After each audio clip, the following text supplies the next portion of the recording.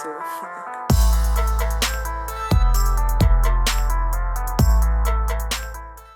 Hey, it's JT from hoagiesgarage.com. Just kind of giving a little Impala update, kind of show some progress here, what's been going on. Really plugging along as far as, I guess, the build goes. Off the motor, like I said before, water pumps off, got the coil off, got the alternator off, crank hub. Ran into a few little issues. It is amazing the amount of, well, first off, let me say this is my first LT1 I've ever worked on for the most part. More of an LS type person. I had a lot of experience with Jeeps and inline sixes, but first LT based engine. So I'm learning kind of as I go with things. Got the water pump on over here. I'll kind of show what I got going here. I just ran into an issue. This thing's fresh in my mind. The crank hub, whatever you want to call it, basically the piece that gets pressed or bolted to the crank, and then you bolt the main harmonic balance pulley to that. Long story short, my Impala over here, it's a 1996. If you know anything about those, has a specific timing cover with a sensor, and behind the cover is sort of like a censored ring, I guess you want to call it that. The 383 here that was built, when Golan built it, basically, when my dad was speccing it out and going through that whole thing, they said, well, we don't have 96 covers because I guess they're pretty rare. So they put on a 95 cover, no sensor, no ring or anything like that. As far as I can tell, there's no ring in there. I don't know why they put a ring behind the timing cover with no sensor. Anyways, that poses a slight problem for the hub adapter, I guess you want to call it that, the hub crank thing, because 96 has a specific length, 94 to 95 has a specific length. So basically what I had to do here is source out, found a company on eBay that sells them, a 94 to 95 crank hub adapter. They're probably online. I just was like, I'll just get a new one. So that's coming. That kind of held me up in the middle of trying to pull it off of the motor.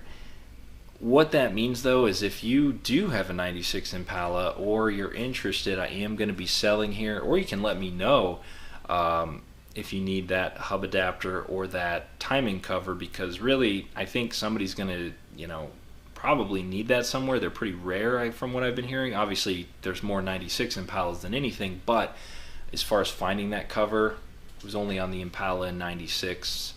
It might have been on the Camaro Firebird too, I really don't know, but a whole ball of wax mess of things with that. But the newest hub adapter's coming.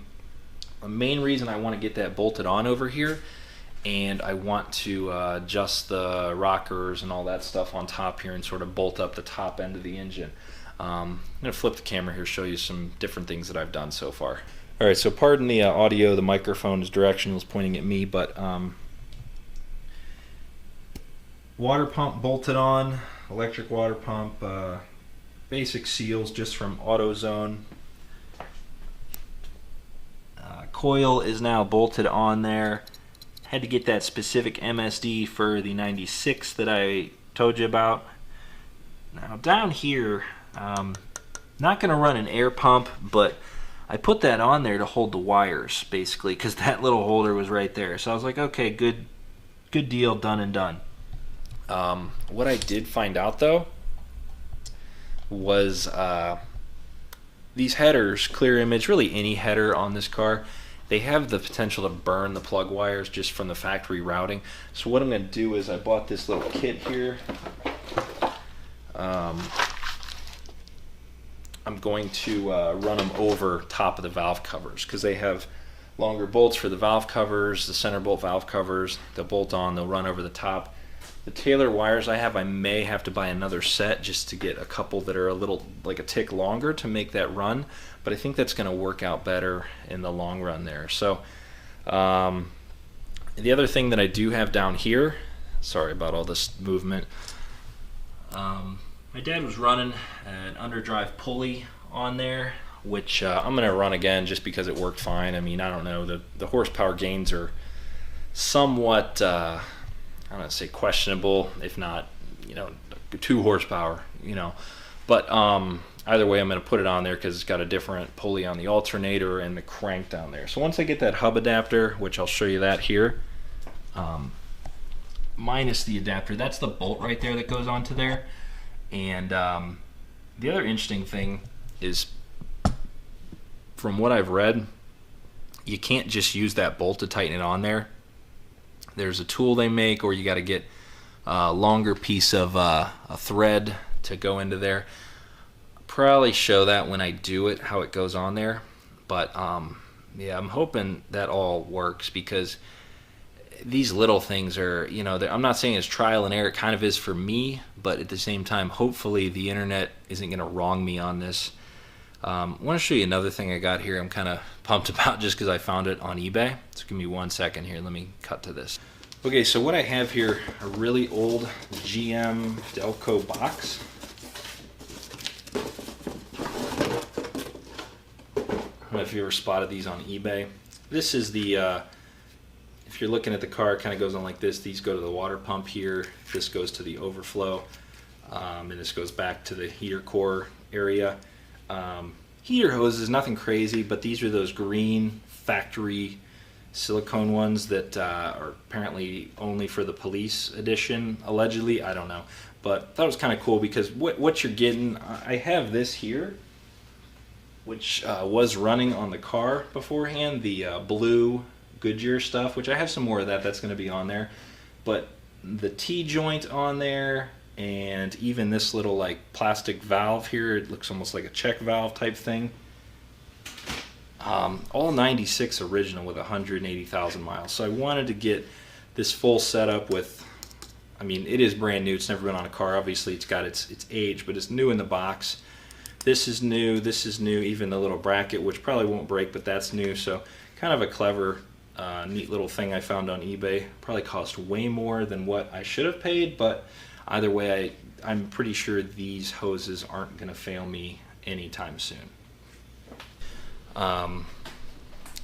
Crazy thing is, my garage is just like a maze of kid vehicles and strollers, and half the room is taken up from this little engine assembly area I got going here. But I will say, the other night, trying to pull off that hub adapter, it was like to the point I was like, I don't even want to do this anymore. It was like lack of hope, loss of excitement. Just I was like, I'm over this whole project. So I give you LT1 guys some props, because I'm not saying every engine doesn't have its own little quirks and things going on, but the amount of weird stuff on this that is just like, I don't know, to me it's weird. It's not just like, oh yeah, take the crank off, bolt it, take the crank hub off, bolt it right on there. There's just all these little steps that I'm just like didn't anticipate at all, which working through them slowly, but it's like, yeah, just throw the motor in there. It seems that so easy, but man, big props to you guys. And I'm so glad the internet's out there to